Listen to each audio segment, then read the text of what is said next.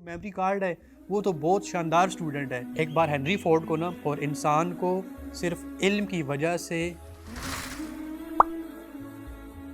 1100 में से 1100 और 1000 का तो ढेर लगा हुआ है ना, जिससे आप पूछें उसके नंबर होंगे जी 1000 एंड समथिंग। मुझे नहीं पता कि आप लोगों का क्या होगा, लेकिन मैं आपको जो करंट सिचुएशन है वो बताता हूँ। तकरीबन अभी जो पाकिस्तान के हालात हैं ना, अभी 5 लाख से ज़्यादा सिर्फ इंजीनियर्स बेरोज़गार बैठे हुए हैं। और इनमें आप यकीन करें कि 50,000 से ज़्यादा वो इंजीनियर्स होंगे जो बहुत अच्छी यूनिवर्सिटी से पढ़े हुए हैं, यानी कि नस्ट, यूईटी, पंजाब। और आप यकीन करें कि बहुत ही स्किल्ड और काबिल लोग हैं। ऐसा नहीं है कि उन्हें आता जाता कुछ नहीं है। आप उनके मार्क्स उठा के देखें, मैट्रिक के, एफएससी के, किस तरह से उन लोगों ने एंट्री टेस्ट पास किए और फिर किस तरह से उन्होंने यूनिवर्सिटी की जो एजुकेशन थी वो हासिल की। और वो स्किल्ड लोग हैं और उनका ये हाल है। और आप अपनी तरफ देखें कि कैसे आपको 1000 या 900 या 800 प्लस मार्क्स दे दिए गए हैं। अब जब आप आगे आएंगे तो पता नहीं फिर आपके साथ क्या होगा। अब लोग यकीन करें कि अब भी ना, अब यानी 2021 में जब कोई बंदा जॉब लेने जाता है ना, तो सबसे पहले उससे पूछा जाता है कि तुम्हारा जो स्किल का लेवल है वो क्या है। गवर्नमेंट जॉब्स की तो आप बात ही ना करें ना, क्योंकि गवर्नमेंट जॉब्स हैं ही नहीं। और जो थोड़ी बहुत आती हैं उनका आपको पता है।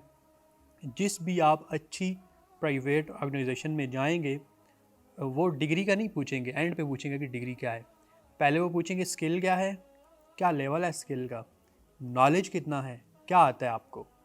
और आप यकीन करें कि मैं पर्सनली एक ऐसे बच्चे को जानता हूँ जिसको न्यूटन के तीनों लाज नहीं आते थे, न्यूटन के तीनों लाज नहीं आते थे, और उसके मार्क्स हैं 900 एंड समथिंग आउट ऑफ 1100। अब इन हालात में क्या बनेगा आप लोगों का। और ऐसा ही चल रहा है, यानी कि जो मार्क्स हैं उन पे हम रिलाय कर रहे हैं और आगे बढ़ रहे हैं, अपने बच्चों को इनक्रेज कर रहे हैं। मेरे ख्याल से अब यहाँ पे जो बहुत अहम रिस्पॉन्सिबिलिटी आती है वो टीचर्स पे और पेरेंट्स पे आती है। एक तो यह है कि जो पेरेंट्स हैं वो अपने बच्चों को कम से कम ये फोर्स ना करें कि जी आपने 1000 प्लस मार्क्स लेने हैं, या फिर ये कि अगर आपने 1000 प्लस मार्क्स ले लिए हैं तो बस तुम कामयाब हो गए हो। और ना ही जो टीचर्स हैं उन्हें चाहिए कि वो बच्चों को इस तरह मोटिवेट करें कि आपने नंबर ज़्यादा लेने हैं। जो टीचर्स हैं उनके शोल्डर्स पे बहुत ज़्यादा ज़िम्मेदारी है कि कम से कम आप स्टूडेंट्स को बताओ कि यार फील्ड में ये हालात चल रहे हैं। आप लोग यकीन करो कि आप ग्रेजुएशन करोगे ना या इंजीनियरिंग करोगे, आपको जो स्टार्टिंग पे ऑफ़र होगी ना, यहाँ लोकल में इंडस्ट्री की बात कर रहा हूँ, प्राइवेट में, वो होगी 20 से 30 के बिटवीन। और वो भी मेरिट पे होगी, ऐसा नहीं होगा कि आपको कोई फ्री में रख लेगा। पैसा आपको तब मिलता है जब आप किसी की ज़िंदगी में कुछ वैल्यू ऐड करते हैं। जब आप किसी ऑर्गेनाइजेशन या किसी इदारे के साथ जुड़ेंगे तो वो आपसे पूछेगा तो सही ना कि आप हमारे इदारे में क्या वैल्यू ऐड करना चाह रहे हो। और आपके नंबर जो हैं ये कुछ भी वैल्यू ऐड नहीं करते। नंबर तो ये तो मेमोरी टेस्ट होता है, आप सबको पता है कि अगर आपने अच्छा याद किया हुआ है, चले आपने नंबर सही ले लिए, हम कहते हैं कि आपने नकल नहीं की, आपने मेहनत करके आपने 1000 प्लस मार्क्स ले लिए, ठीक है। आपको वो बात 10 साल बाद तक याद रहेगी? नहीं रहेगी। आपको वो चीज़ याद रहेगी जो आपने समझी होगी, जो आपका कॉन्सेप्ट होगा। और सबसे बढ़ के मैं कहता हूँ, आपने इंटीग्रेशन पढ़ी, आपने न्यूटन के लॉज पढ़े, आपने ईएमएफ पढ़ा, आपने मैकेनिज़्म पढ़ लिए केमिस्ट्री के, आपने जो है हिब्रिडाइजेशन पढ़ ली। अब मुझे बताएं आप इन चीज़ों को प्रैक्टिकल लाइफ में कहाँ पे अप्लाई करेंगे। यहाँ पे लैग कर रहे हैं हम सारे। हम बच्चों को वो वाली एजुकेशन दे रहे हैं जिसका प्रैक्टिकल लाइफ से कुछ लेना देना ही नहीं है। अब ये जो आप बातें मैंने बताई हैं ना, ये जो चीज़ें हैं, इनसे जो हमारा बच्चा है वो प्रैक्टिकल लाइफ में कैसे पैसे कमाएगा। उसके पास सिर्फ एक सोल्यूशन है, और वो ये है कि वो ट्यूशन्स पढ़ाए और वही चीज़ें जो है वो पिछली नस्ल को ट्रांसफ़र करें, जैसा हम सब कर रहे हैं कि वही चीज़ें पिछली नस्ल को ट्रांसफ़र कर रहे हैं, उनको उल्लू बना रहे हैं, और वो आएंगे तो वो फिर अगली नस्ल को ट्रांसफ़र करेंगे, और फिर ये सर्कल चलता रहेगा। और यकीन करें जो असल एजुकेशन है उसका मतलब ये नहीं है। अब मैं आपको बड़ी इंटरेस्टिंग बात बताता हूँ कि एक बार हेनरी फोर्ड को ना, और हेनरी फोर्ड वो बंदा था जिसने 19वीं सदी में बहुत ज़्यादा पैसा कमाया और बहुत बड़ा बिजनेस किया था।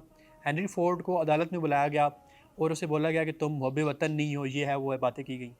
और उससे ना कुछ क्वेश्चंस पूछे गए कि फ़लाने बताओ अगर तुम मुहब्ब वतन हो तो फ़लाने क्वेश्चन का आंसर करो, फ़लाने का आंसर करो, ये करो वो करो। हेनरी फोर्ड की बातें सुनता रहा। जब उन्होंने सारी बातें कर ली ना, तो हेनरी फोर्ड कहता है कि जो आपने बातें बताई हैं ना मुझे सारी, ये तो मैं एक बंदा रख लूँगा, उसे बोलूँगा ये याद करो, वो याद कर लेगा और आपको बता देगा, इसमें तो कोई नई बात नहीं है। बिल्कुल इसी तरह आप खुद सोचें कि हम अपने बच्चे को जितना भी नॉलेज देते हैं मिसाल के तौर पर हमारे बच्चे ने ना क्लास 1 से लेकर ग्रेजुएशन तक 16 ग्रेजुएशन जो है सारी किताबें रट ली, उसको integration, derivation, chemistry, science, biology सब कुछ आ गया। अब उसके दिमाग में कितना कुछ डेटा स्टोर हुआ है। आप यकीन करो, आप 300 रुपये का एक मेमोरी कार्ड लेना, वो सारे का सारा डेटा, वो सारे की सारी किताबें उस मेमोरी कार्ड में आ सकती हैं।